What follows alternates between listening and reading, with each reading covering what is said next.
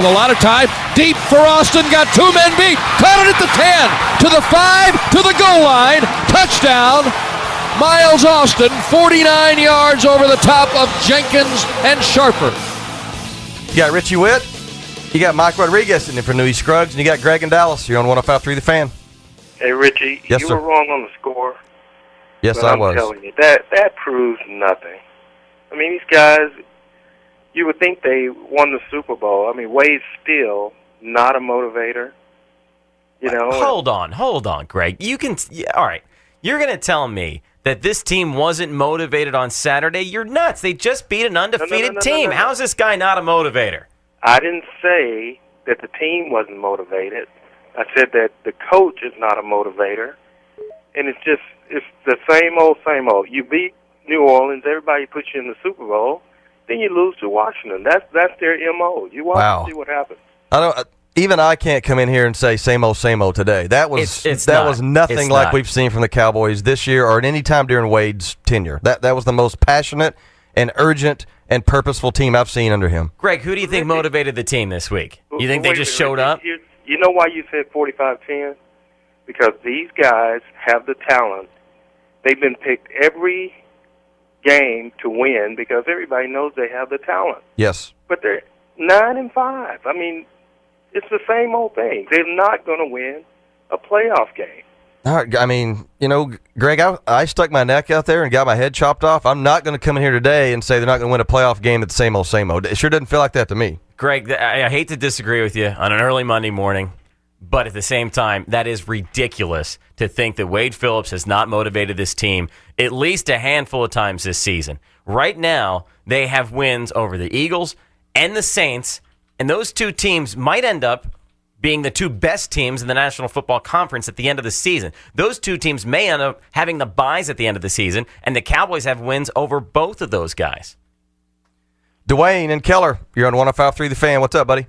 Hey, guys. I want to say two things, okay? All right. I've been really critical of Tony Romo, okay? I really have. But I tell you what, after that game, man, I'm really proud of him.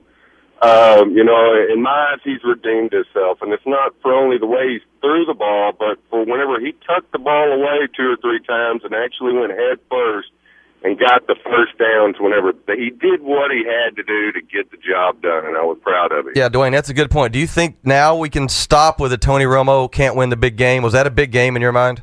Man, he's redeemed himself in my eyes, and I'm telling you, he hadn't in a long time, but after that game last night, it doesn't really matter what he does the rest of the year. He's redeemed himself for that game because the game just don't get any bigger than that, and that was great.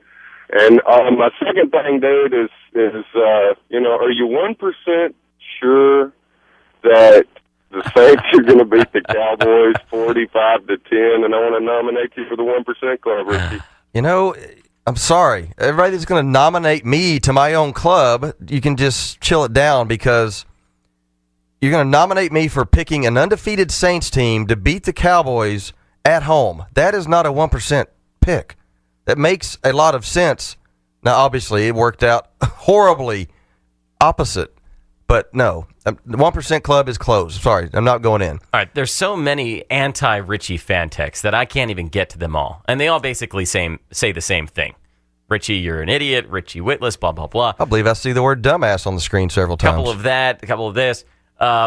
Here's some other angles that I could take from the fan text. Sadly, this game might keep Wade here for another year, according to this fan we'll get text. to that. We're going to get to that. Here's some more that says, never thought that Nimrod would be the smart one out of this group. Totally agree with that one. And thank you. You're welcome for me making you look good. Okay, so I'm watching the game at Duke's the other night after the pregame show with Jagger and Larry Brown, after I made my 45-10 proclamation in front of a packed, rabid restaurant. I have more problems with that exact score than I do the pick. I don't have a problem if you pick the Saints to win that game, Richie. But you really thought that the Cowboys' defense was going to give up 45 points? It wasn't X's and O's. It wasn't the defense doesn't match up. It was, I thought emotionally they were in an absolute the cellar. And so I you thought the it was Cowboys, going to be 44-6 all over again? Yes, I did. That's the kind of game where X's and O's really just thrown out the window. It was effort and heart. So I'm watching the game. I'm sitting there with Arnie, and the Cowboys come out 3-and-out on the Saints. force a punt. Romo throws the 49-yarder to Austin, and it was as though the entire restaurant made a beeline to me with you and buying me shots, and the Cowboys are going to kick your... And I'm like, I'm a Cowboys fan. Nobody wanted to hear that. I was rooting for them. I just didn't think they were going to win, but it was quite the scene out there. A little bit scary. Sharon and Addison, you're on 105.3 The Fan. Hey, Richie, I agree with you 100%. I've been a fan from the 60s. I didn't even watch the game. That's how bad I thought they were going to get creamed. Wow, you couldn't even stand to watch it. No. Well, now you regret that decision. I have turned it off 3 times this year because I cannot stand to watch them go with the talent they have and just like they don't show up.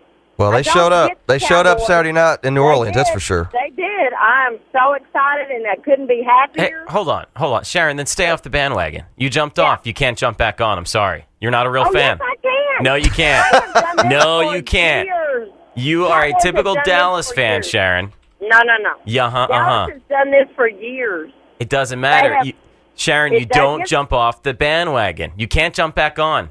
Oh, yes, I can. No, you can't. My daughter even worked for the Cowboys back in the Barry Switzer, and I mean, she would break out in hives worrying about these games, and we all did. But they've done it when it's time to really score and show up. A lot of times they haven't. Sharon, But I I'm apologize, but you can no longer watch the Dallas Cowboys this season. How does that feel? Oh, well, I will anyway, but you guys are something else, and I'm sorry, I agree with Richie. I thought it'd be like 45-3. Oh, I'd keep that opinion to yourself if I were you.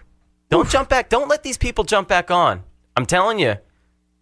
Cowboys fans, you need to have a little bit of pride here. And when you hear Sharon call up and say, oh, well, I'm going to watch them again. No. Everybody that stuck with this team last week, and there was about 30 to 40% of you guys who were with me saying, yes. Yeah, there were 30%. Why do I feel like today it's 90% that predicted this game the right way? Joe in Dallas, you're on 105.3 The Fan. Richie? Yes, sir. I got to give you credit, man. You showed up, man. I want to say one thing. Oh, man, got to. Well, listen, can you understand why people out there may question your and take it lightly and respectfully, your credibility as a sports commentator and your opinion as an analyst? Because you remember back when you said Tony going to Vegas, bad idea. Yeah, we lost the game, but Tony didn't lose the game. He played an outstanding game, if you recall. Then yes. Also, it was a score again. I have to agree with Mike, 45-10. And listen, I know you made a comment about you believe more in Santa. Well, I believe in Santa because he delivered Saturday, baby. All right, Joe. Save Christmas, Richie. I told you that last week. We're just getting rolling, aren't we? It was People just getting warmed up on the human pinata. It was going to save Christmas. I'm still waiting to see if my SI cover prediction is going to be right. Okay, if you are, I will bow to you. You if remember the I Cowboys, said, yes, you that? did. If you are right about that, I will bow to you. Anthony in Burleson, you're on 105.3 The Fan. What do you got, buddy? Well, first and foremost, I just wanted to say, Richie, how about that? And secondly, how about that? What? Isn't it who dat or something? You got to be better than how about that? You got to bring it a little That's harder. a horrible T-shirt, man. Go ahead, Anthony. No, that's the best T-shirt ever. I'm going to get you one and send it to you to the station. Okay, send me that. How about that? And I'll be. Go ahead. Exactly. And secondly, I wanted to say that this is definitely the biggest win in the Wade Phillips era yet. Okay, Anthony, let me ask you about that because I totally disagree. What did the Cowboys clinch Saturday in New Orleans? What did they assure themselves of? I think it's mentally the biggest win. Maybe not like the playoff clinching or whatever, but they got over the hump, definitely. All right. I agree that maybe it's the biggest road win under Wade.